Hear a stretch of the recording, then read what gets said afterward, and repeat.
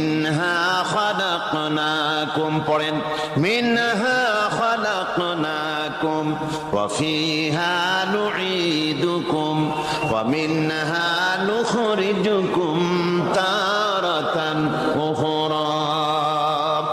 এ বান্দা, এই মাটি দিয়া তোরে তৈরি করা হয়েছিল, এই মাটির ভিতরে রেখে গেলাম, আবার এই মাটি থেকে আল্লাহ রব্বুল আলামিন তোমারে জিন্দা করবেন। কিয়ামতের ময়দানে সকলকে উঠতে হবে সেখানে আল্লাহর দরবারে। আল্লাহ পাক বলছেন, বান্দা কেমনে অস্বীকার করো?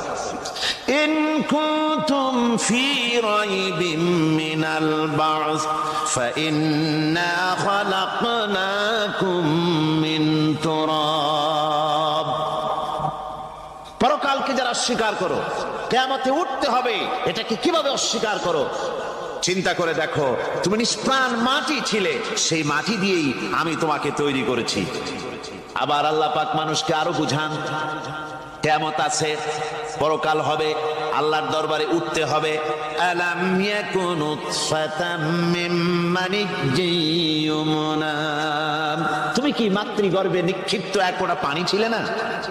সুম্মা কানা আলাকাতান ফাখালাকা ফাসাওয়া, এরপরে তোমাকে মাংসপিণ্ডে, জমাট রক্তে মাংসপিণ্ডে পরিণত করা হলো, এরপরে তোমাকে সুন্দর করে তোমাকে সুগঠিত করা হলো।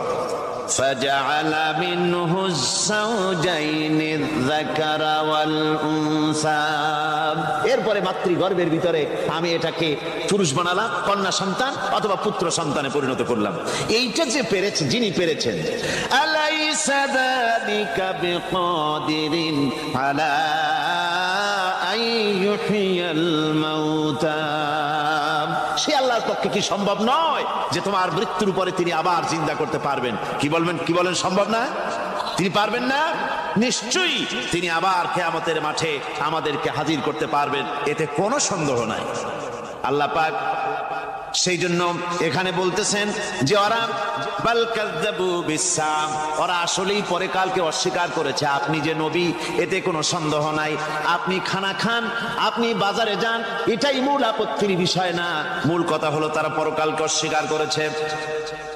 আল্লাহ পাক বলেন, ওয়া আন্নাস সাআতা আতিয়াতুন লা রাইবা ফিহা, অবশ্যই সে সময় আসবে, সে কিয়ামত আসবেই, এতে কোনো সন্দেহ নাই।